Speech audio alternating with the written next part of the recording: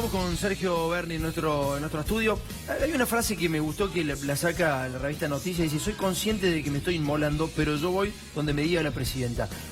¿Cómo anda? Buenas noches. ¿Qué dice Sergio? ¿Qué tal? Buenas noches. ¿Por qué dice que se está inmolando? ¿Qué quiere decir con eso? Porque no es fácil estar en ese lugar, un lugar muy peligroso, la Secretaría de Seguridad, no solamente por el trabajo que hay que hacer, sino por los riesgos que llevan, y no solamente en el momento de la actividad, sino tiene para muchos años, ¿no? ¿Sí? Fíjense todos los problemas que está pasando hoy, aquellos que juzgaron a los monos, y fuimos nosotros quienes juntamos, recogimos y entregamos las pruebas para que los monos fueran detenidos y juzgados por delito de narcotráfico, no solamente por asesinato. Bueno, todo eso así, un montón de... Cuando lo hemos extraditado a Meyendorf, cuando hemos detenido a Mi Sangre, bueno, un montón de actividades que son muy riesgosas, no para uno, sino por sobre todas las cosas, para toda la familia, pero lo hacemos con convicción, lo hacemos con compromiso y siempre mirando para adelante. ¿Cómo está la situación para usted hoy en seguridad? ¿Se relaciona, por ejemplo, con la actividad económica que ha bajado un 6%, por ejemplo, según el INDEC? Pero por supuesto, no hay posibilidad de generar planes de seguridad por fuera del plan de inclusión social. Todos los delitos, sobre todo en la provincia de Buenos Aires y en Capital, han aumentado entre un 35 y 40%, y esto no tiene que ver con una cuestión netamente policial. Aquellos que creen que el problema de la seguridad es una cuestión policial, es una visión reduccionista. Esto tiene que ver fundamentalmente con una serie de factores, y el principal, no tenga ninguna duda, que es este modelo económico exclusivo que empuja a los más excluidos al delito. Y no lo decimos nosotros, lo han dicho las mismas autoridades de este gobierno. ¿Por qué dice que aumentó el 35% el delito? Porque así es lo que nosotros tenemos, un observatorio de seguridad, monitoreamos permanentemente, y es lo que estamos viendo y observando claramente. El ajuste... sin posibilidad de error. ¿Sin posibilidad de error? Sin posibilidad de error. ¿Sí? El ajuste de la luz, el 30% en la semana, la próxima aumenta la nafta. Tormenta de aumentos en agosto, dice Perfil después en otro artículo. Sube la nafta, la electricidad, el transporte. El FMI cree que se viene una recesión y más desempleo, pero lo eliminó del comunicado oficial. Es otro de los títulos de Infobae, por ejemplo. Y finalmente, un título que acá me voy a detener para que usted pueda hablar. Todo malo, ¿no? Nunca un buen título. No, bueno, pero son títulos de medios que son inclusive afines al gobierno, por eso preferimos seleccionarlos desde ahí. Perfil dice: funcionario de Procuración bonaerense dice que el ataque a policías tiene rachas, que es estacional. Bueno, eso no es más que un comentario, no creo que sea desafortunado, sino es un comentario que tiene que ver con la total y absoluta ignorancia en materia de seguridad. Y que además describe una clara realidad. Cuando uno habla de rachas, habla de azar. Y la seguridad es demasiado importante para que el azar juegue una parte importante. Eso es producto de la falta de planificación, de la falta de ejecución y por sobre todas las cosas de la falta de control. Usted sabe, Berni, que hace un rato me subí a un taxi y bueno, nos reconoce del programa y me dice ese taxista que él vive en Moreno. Y que en Moreno se está empezando a ver un caldo de cultivo muy complicado, muy complejo. Me imagino que debe ser el de varias localidades del conurbano bonaerense y lo que pasa también en el interior de la Argentina. Pero me decía, van a volver de nuevo los pibes que en el 2001, que en el 89 secuestraban. ¿Hay posibilidad de que este tipo de delito vuelva a la Argentina o no? Sí, permanentemente, no es que hay posibilidad. Hoy estamos ante delitos de ese tipo. Y tiene una clara connotación económica. El modelo económico no es ajeno a la responsabilidad que tiene en las repercusiones en materia de seguridad. La seguridad es la caja de resonancia de lo que pasa con la economía. El nuevo rol de las Fuerzas Armadas dice que hay incertidumbre en los militares. ¿Cómo lo ve esto? ¿Cree que los militares están en posibilidad de ayudar en la seguridad interior? Mire, es una discusión que atraviesa lo doctrinario, que atraviesa lo ideológico, que atraviesa lo operativo, que atraviesa lo legal. Obviamente que desde lo ideológico es una discusión que todavía no está saldada. Desde lo legal es totalmente inconstitucional este decreto. Desde lo doctrinario, si hubo alguna vez que en la Argentina todos los arcos políticos creyeron en una política de Estado a largo plazo en materia de la separación de defensa y seguridad, allá en el año 83 con Alfonsín. Si usted me pregunta, ¿pueden las Fuerzas Armadas hacer actividades de seguridad ciudadana? Yo le digo sí, lo pueden hacer. La segunda pregunta es, ¿lo pueden hacer bien o lo pueden hacer mal? Lo pueden hacer muy bien O lo pueden hacer muy mal. Claro. Los ejemplos de cómo se hace muy mal es lo que ha pasado en Colombia y en México fundamentalmente. Eso no quita que no se pueda hacer. Ahora, para hacerlo muy bien se necesitan tres cosas. Se necesita tiempo, se necesita mucho inversión y se necesitan los cuadros políticos no solamente que hagan la planificación, sino que hagan la ejecución y el control. Este gobierno no tiene el tiempo porque los problemas de seguridad son hoy y ahora. No tiene la plata porque el 9 de julio tuvo que suspender un desfile porque no tenía 10 millones de pesos para ponerle nafta al material rodante. Y mucho menos tiene los cuadros de planificación, porque ya hemos visto que los funcionarios hablan de racha. No tienen los cuadros para control, porque recién veíamos las imágenes de Maldonado, la gendarmería tirando piedras. O sea, usted dice que usted está favoreciendo el gobierno ahí, porque en realidad el gobierno decía que era por eso, pero en realidad aparentemente era porque no querían escrache el 9 de julio. No lo sé. ¿Usted tenía algún dato o algo? ¿No? Yo tengo más datos mucho más importantes. Yo soy un soldado, tengo contacto permanente con mis camaradas y fue algo mucho más grave. El ejército no fue al desfile porque se plantó. Y eso es gravísimo. Es algo de ¿Esto es real? ¿Se plantó totalmente real. ¿Por qué se plantó? Y se plantaron porque estaban pasando una situación económica, no le querían dar más de un 8% de aumento. El ministro había anunciado un 8% de aumento y la verdad que fue gravísimo. Y más grave fue que el gobierno no solamente se dio el reclamo, sino que además no tomó ninguna sanción disciplinaria. Entonces, que eso haya sucedido es una cuestión muy grave. Una base norteamericana en el sur de Argentina, nos está llamando mucha gente del sur de la República Argentina porque aparentemente se están instalando bases norteamericanas militares, y una foto que nos llamaba la atención, que nos mandaba justamente un televidente nuestro, es la del ARSAT. Jorge, por favor, si la podés mostrar, está la bandera argentina en el ARSAT y está la norteamericana al lado. O sea, esto es el ARSAT en este preciso momento. ¿Qué opinas? No es una cuestión de opinión. Ahora en mayo hubo una delegación americana que está recorriendo la provincia de Neuquén, justamente en la zona de Vaca Muerta, para hacer allí un despliegue territorial importante. ¿Pero por qué? Y porque hay firmado un convenio con la provincia de Neuquén, donde van a poner una base, ellos lo llaman de ayuda humanitaria, algo totalmente que no tiene nada que ver, mucho menos en Neuquén, o casualidad tiene que ver con... Fíjese que los dos intentos de poner bases militares en la Argentina fueron una en el Chaco, donde se encuentra el mayor reservorio de agua dulce del mundo, que es el acuífero Guaraní, y la otra donde se encuentra la segunda reserva más importante de gas y petróleo en Vaca Muerta. No es casualidad. En el Chaco... Usted lo dice así, pero digo, es grave lo que está diciendo. No está haciendo una descripción... No, grave, no. Lo que digo no es grave. Lo que es grave es que pase. Sí, pero lo habla así con mucha displicencia, como si no tuviera gravedad el tema, digamos. Por supuesto que tiene. Le vuelvo a repetir, que lo hablemos no es grave. Grave es que pase. En el Chaco no lo pudieron hacer porque hubo una fuerte resistencia de la población. Vamos a ver qué pasa en Neuquén. Y esto no es un hecho aislado, ni inocente, ni liviano. Y está totalmente relacionado con el intento de bonificación de los roles de las Fuerzas Armadas. Sobre todo en aquel punto donde dice que aquellos lugares estratégicos que decida el Poder Ejecutivo, estará en obligación las Fuerzas Armadas de custodiarlo. Que es un punto estratégico, Vaca Muerta. ¿Cuál es el problema que tienen en Vaca Muerta? El conflicto mapuche, ya que estamos hablando del tema Maldonado. Un conflicto que es muy complejo, que es muy profundo, y que la torpeza en la resolución del conflicto no ha hecho más que agravarlo y tenerlo de sangre, porque este conflicto ya lleva 2 víctimas, Maldonado y Nahuel. Usted conoce la Fuerza de Seguridad, conoce mucho a la CIDE, ¿se está metiendo mucho la CIDE en política? ¿La está metiendo el actual gobierno? Mire, la verdad que no sé si se mete la CIDE o no se mete la CIDE, pero bueno, últimamente hemos visto cosas, recién lo escuchaba con mucha atención a Rottenberg, y obviamente lo que ha pasado en el cine el día de la inauguración del Camino Maldonado ha sido algo muy raro, muy extraño, y que merece una explicación por parte del Estado, que todavía no hemos tenido ninguna notificación. Gracias, Sergio, por haber venido, en serio, muchísimas gracias. Vamos a seguir con la investigación de estos dos funcionarios nacionales que tienen una vinculación directa, que han generado una financiera que está realmente, básicamente está cometiendo una usura muy, pero muy fragante y que la gente la está sufriendo. Alan, ¿cómo estamos por ahí?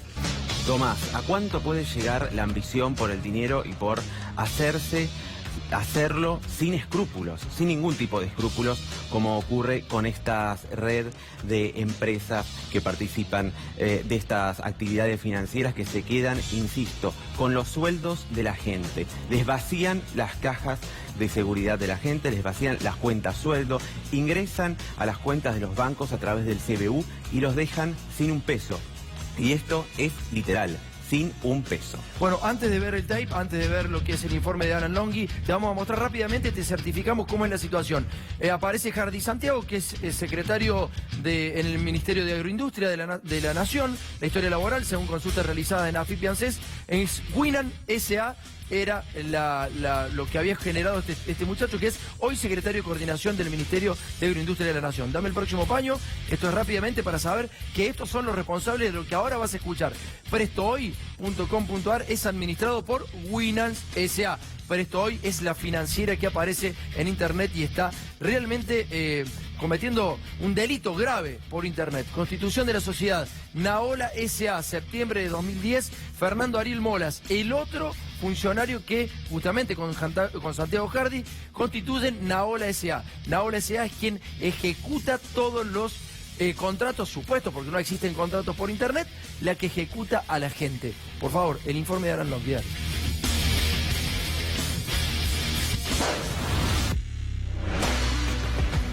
PrestoHoy es una financiera fintech que hacen préstamos mayormente online. Fintech en general se le llama a aquellas empresas que utilizan la innovación tecnológica, digamos, en el mundo de los servicios financieros.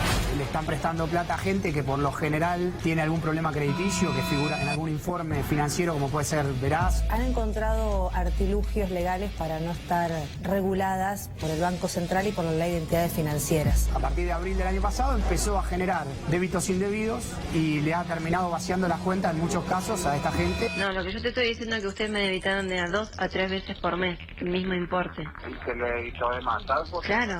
Y muchas veces el banco acepta el débito, pero a nosotros nos informa como que fue rechazado. Entonces nosotros volvemos a enviar el débito y el banco hace la misma operación. En realidad son prestamistas, digamos, clásicos. Nosotros lo que tenemos, una consulta de una persona que me cae con un caso en Mar del Plata y a partir de ahí la gente nos empezó a consultar. Hoy por hoy tenemos 150 casos. Yo hace unos días les envío un mail porque sistemáticamente todos los meses me debitan 2 veces la cuota. No les sé decir, tiene que ser un error en el sistema. En la mayoría de los casos hay usura. El costo financiero total puede llegar al 5.000%. Eso significa devolver 5.000 veces lo que uno pidió. Y les terminan vaciando las cuentas. Creemos que el negocio de PrestoHoy es básicamente algo tan viejo como el capitalismo, que es la usura, ¿no? No firman en la oficina. Te manda un mensajero después de que vos aceptaste telefónicamente. Yo tengo un contrato de 150 casos. Yo había solicitado desde el momento de que comenzó el préstamo que me mandaran copia del contrato. ¿No le llegó una copia? No, nunca. ¿Por correo o escrito? No. Es un préstamo al que se accede de una manera muy rápida, digamos, un trámite que uno hace por internet. No hay una firma en un lugar de PrestoHoy, no hay una oficina física, es todo virtual. Obviamente, cuanto más dificultades económicas o de ingresos uno tiene, que te cobran muchísimo más es lo que vas a devolver, aunque la suma que pidas sea bastante pequeña, ¿no? Yo pedí préstamo más o menos en 7 y 8. Eran en 18 cuotas, o eran cuotas como entre 2.000 y 3.000, una cosa así, era un montón de plata. Es impresionante porque esto lo hace un secretario de Estado, el secretario de Estado de la Nación. Y fíjate a la gente cómo por Facebook entra a su propia página y le dice lo que vas a ver ahora. Mirá, desconozco quiénes son, pero me han descontado más de mi cuenta salario, más de 8.000 pesos. Ana Caballero dice, me sacaron más de 8.000 pesos de mi cuenta cuando jamás saqué un préstamo con ustedes. Cintia, sin vergüenza, me descontaron 3.000 y nunca me dieron nada. Clau, me están descontando mucha plata. Otro, Luis, por ejemplo, que se me informe con respecto a los descuentos de 3.000 pesos. Me sacaron 17.400 pesos y así sigue para abajo la gran cantidad de gente que solamente recibe reclamos. Están haciendo una estafa por internet, pero no son cualquiera, son funcionarios del Estado Nacional Arán. Es un negocio redondo. La política económica hace lo suyo devaluando sueldos, salarios y haciendo que cada vez valgan menos. La gente necesita del dinero, son montos pequeños, 5.000 pesos, 6.000 pesos. Están desesperados, necesitan ese dinero en efectivo. Se los dan y una vez que se los dan empieza la pesadilla. Y además es un negocio redondo, les decía, porque el Banco Central desregula absolutamente esta actividad, por lo cual permite que esta situación pase sin que ocurra o que se sancione a estas personas. Prometimos 12. Vamos con la segunda parte, dale. Vamos con la segunda parte. Chica de policía, Tamara Cordón, de Mar del Plata, le prestaron 6.000 pesos y en 3 meses le sacaron 36.000. El problema es la letra chica. En el momento de firmar los papeles, yo por lo menos tendría a leer un poquito más que era la cuota que iba a pagar y todo eso, como que te apuraban un poco porque atrás tenían otra persona y firmamos. Tengo otro, una chica de San Juan, también le prestaron 10.000, le sacaron 50.000 en 5 meses. Cuando voy a cobrar mi sueldo y mi aguinaldo, me sacaron todo.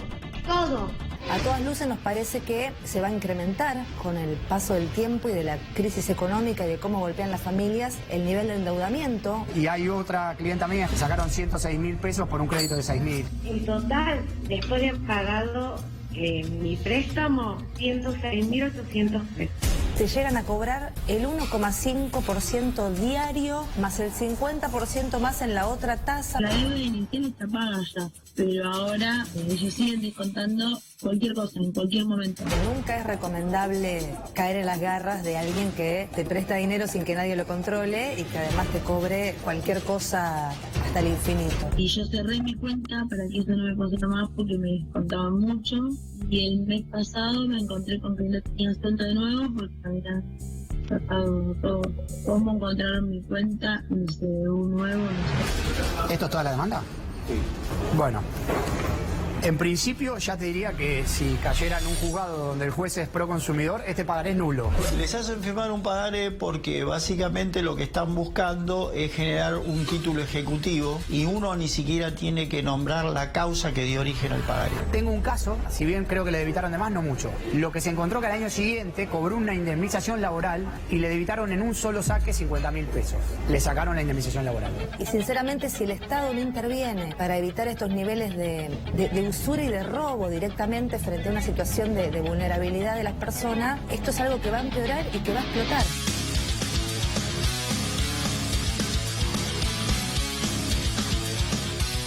Estamos con Enrique Proeber, un amigo, una persona que nos ha ayudado a dilucidar muchos hechos en Córdoba, hechos lamentables, crímenes lamentables que después fueron sancionados como que se hubiera suicidado policías. La verdad que es un tipo muy comprometido, ha participado en los crímenes más importantes en Argentina y siempre, lamentablemente lo digo, siempre encuentra, lamentablemente, repito, pruebas concretas de que esas autopsias por lo general son manipuladas por el poder político, lamentablemente, y judicial. Y está la doctora Sara Maldonado, que es, es doctora en biología de la UBA. Ahora, Sara, ¿cómo andás? Soy doctora en biología de la Universidad de Córdoba, Nacional de Córdoba, pero soy profesora en la Universidad. Perfecto. En la UBA. Gracias, Sara. Enrique, ¿cómo estás? Bien. Contame qué has encontrado en el caso Maldonado. Sí, yo empezaría por la derivación de las suposiciones, ¿no? Es decir, yo creo que acá hay dos hipótesis. Una, si lo tuvieron muerto en algún lugar y después 20 o 30 días antes lo tiraron en el río. Y la otra es que estuvo vivo por 48 días, para empezar, ¿sí? En sí hay varios aspectos dentro de la autopsia que son importantísimos de analizar. Uno es el punto 10, que ustedes pueden proyectarlo. A ver, Jorge, si tenés, vamos a hablar de, digamos, de que se encontró polen en su ropa, ¿no? La palinóloga expresa de manera contundente, diciendo que bajo ningún concepto o aspecto el polen puede soportar en las prendas más de 20 a 30 días en el lecho de agua. ¿Eso quién lo dice, Enrique? La palinóloga. La palinóloga dentro de la autopsia. En la autopsia, dentro de la autopsia se determina esta situación. A foja 54. O sea, foja 54 dentro de la autopsia formal, oficial. Exacto, acá está, ¿ves? Y ahí lo tenés, en pantalla. Dice, déjalo ahí, Jorge, un segundo. Por último, es importante mencionar que bajo ningún punto de vista los granos de polen encontrados en las muestras periciadas puedan permanecer adheridos a las prendas anteriormente citadas, sumergidas en el lugar del hecho, descrito por un periodo de tiempo prolongado, teniendo en cuenta la mínima velocidad que pueda tener la corriente. ¿Qué quiere decir esto? Que en un plazo no mayor a 30 días el polen desaparece de las prendas. Y la vestimenta de Maldonado estaba llena de polen. ¿Cómo debería ser eso, doctora? No, lo que sucede es que ese polen se podría ir renovando en la medida que está flotando el cadáver, y que se puede ir depositando en la medida que está flotando el cadáver. Ese polen y esas otras estructuras que tienen, por ejemplo, mencionan las algas diatomeas, que tienen una caparazón silicia, y entonces se conservan bastante, y mencionan también esporas de hongos. Es decir, todo lo que encuentran sobre el cuerpo son organismos o estructuras que son lavadas permanentemente por la corriente de agua. O sea, que no pudieron estar en el cuerpo de Maldonado si es que dicen que tuvo tanto tiempo sumergido. Y el otro detalle es que para determinar la data de la muerte, de acuerdo a los fenómenos tanatológicos, lo que ellos realizan es utilizan una tabla que se llama tabla de Re. R-E-H. Bueno, es un alemán que analizó más de 400 y pico de casos, porque el ahogado es el único que sabemos cuándo se ahogó accidentalmente y cuándo aparece el cuerpo. Sobre esos fenómenos tanatológicos, ahí está la tabla, la tenés en pantalla. El ítem superior izquierdo dice temperatura media, ¿lo ves? Agua. Temperatura media. ¿Qué ocurre? Piden las temperaturas de la cuenca del río Chubut, ¿sí? Y la temperatura promedio, teniendo en cuenta la semana siguiente de la desaparición de Maldonado, hasta la aparición del cuerpo, daba 6 grados 27. Si vos colocás la tabla, a ver, Jorge, en pon la 6 tabla. grados 27, que 5,8 es el que más se aproxima, te daba exactamente 53 días. ¿Sí? 5,8 empiezan a bajar. Si suben la tabla así, se van a dar cuenta que habla de 53 días, ¿no? En este caso en particular, si la desplazan un poco a la tabla, la pueden ver. Tenés en el próximo paño, Jorge, el desplazamiento de la tabla. Exactamente. Si tenés Ahí está. Entonces, si seguimos con el desplazamiento de la tabla, van a ver que empieza a aparecer un número de 53. ¿Lo ven? Bueno, ¿qué ocurre? Como no les da, en este caso, 6 grados 27, 5,8, le ponen la mínima, que es, en este caso, la de menos de 3 grados. Entonces, ahí sí, todo se proyecta a 53. Si vos ves la tabla de vuelta... A ver, explícamelo para la persona que no entiende. Claro. Tomaron menos temperatura, más temperatura de la que tenían que haber tomado. No, tomaron menos temperatura. Menos temperatura. Entonces, en vez de tomar la media, tomaron la mínima. Claro. Y eso es grave. Porque se hubiera conservado más el cuerpo. Claro, digamos, ahí se hubiera conservado, pero nunca fue de 2 grados 8. Claro. Fue de 6 grados 27 el promedio. Con 6 grados 27 les daba entre 23 días, 20, 23 días.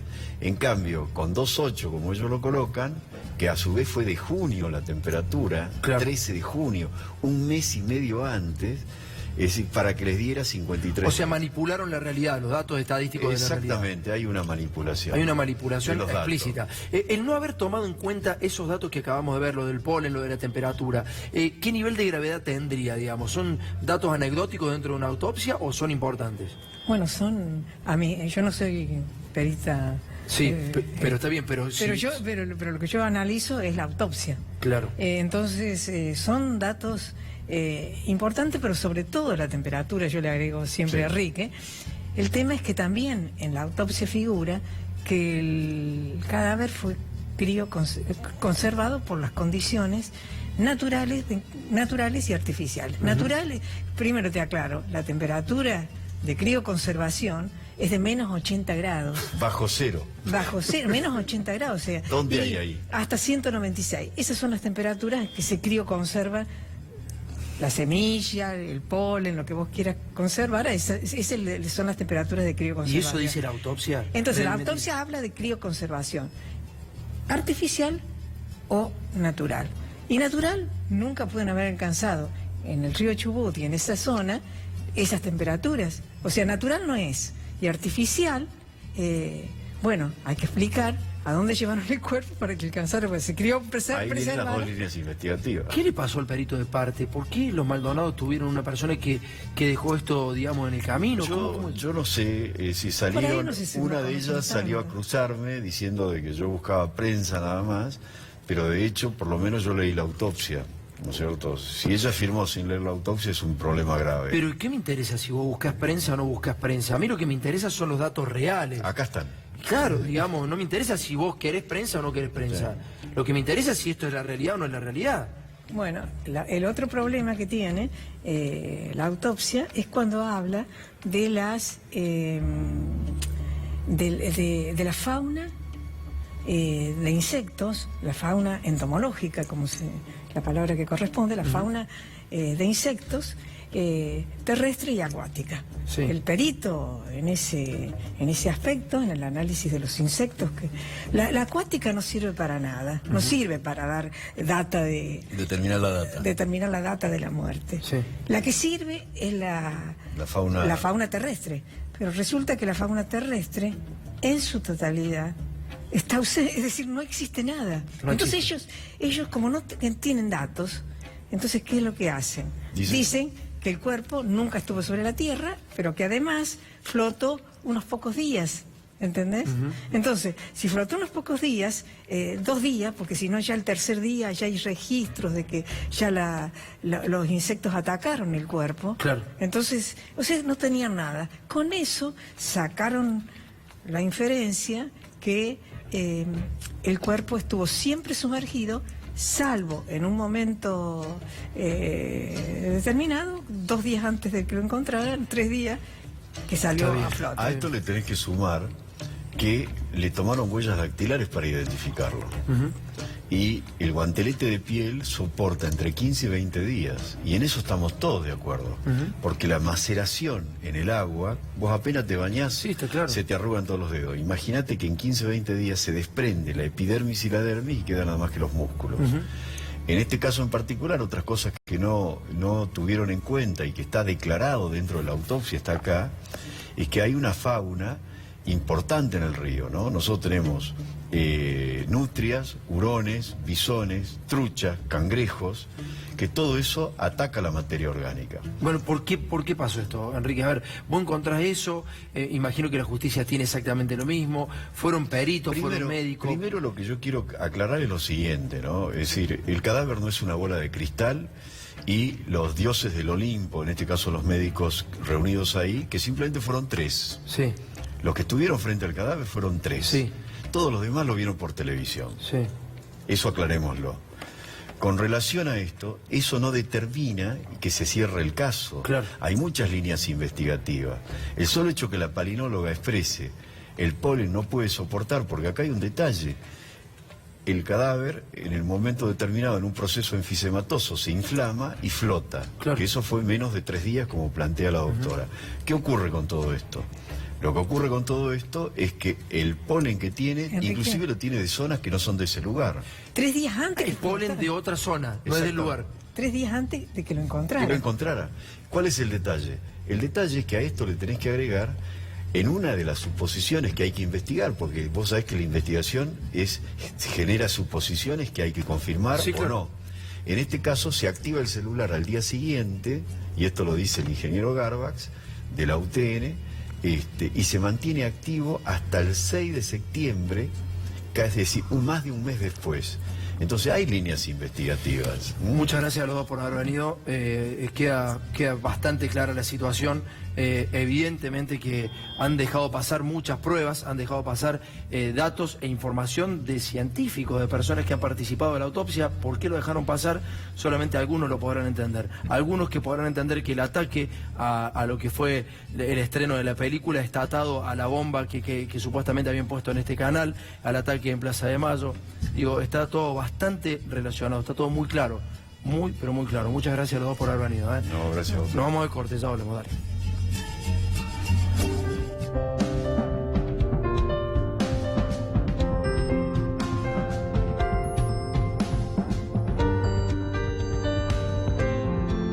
Hay palabras que transforman. Cámara de Diputados de la provincia de Santa Fe.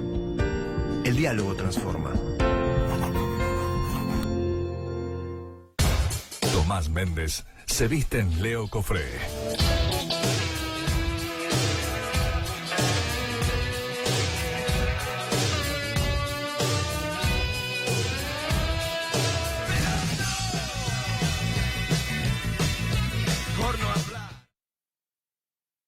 Ayúdanos a identificar a las personas electrodependientes. Ingresá a edesur.com.ar. Para nosotros, vos sos lo más importante. Edesur. Antes de 102, si entrenaba hoy, mañana no daba más. Desde que tomo 102 puedo estar en todo y ya no me siento cansada. 102 Plus, vitaminas, minerales, mayinco, ginseng y guaraná. 102 Plus, el plus para encarar tu día. Interrumpimos con una noticia de último momento. Franquicias Argentinas 2018, del 6 al 8 de agosto en La Rural. Grupo Adrián Mercado. Dejar que un principiante cocine es arriesgarse a que todo quede así. Pero tranquilos. Gracias a su fórmula súper espesa, Magistral hace más espuma y elimina grasa difícil desde la primera pasada, dejando solo los buenos momentos.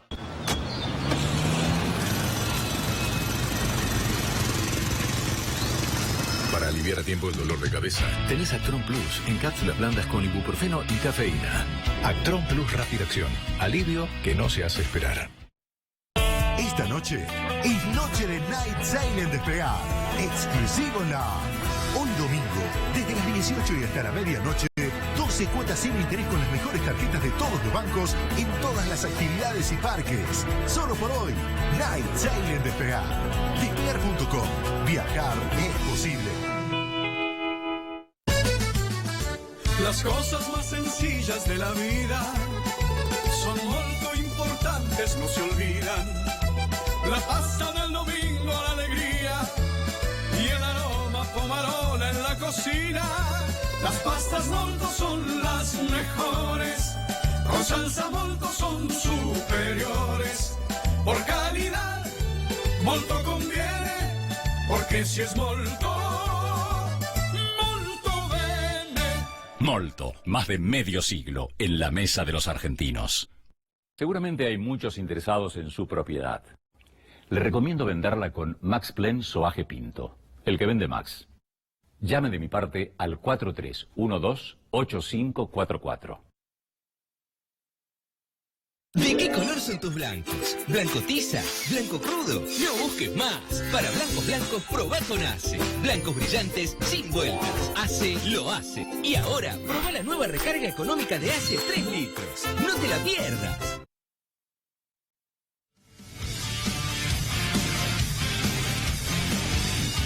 Bueno, señores, nos estamos yendo ya. Muchas gracias por habernos ido, muchas gracias por estar hasta el final.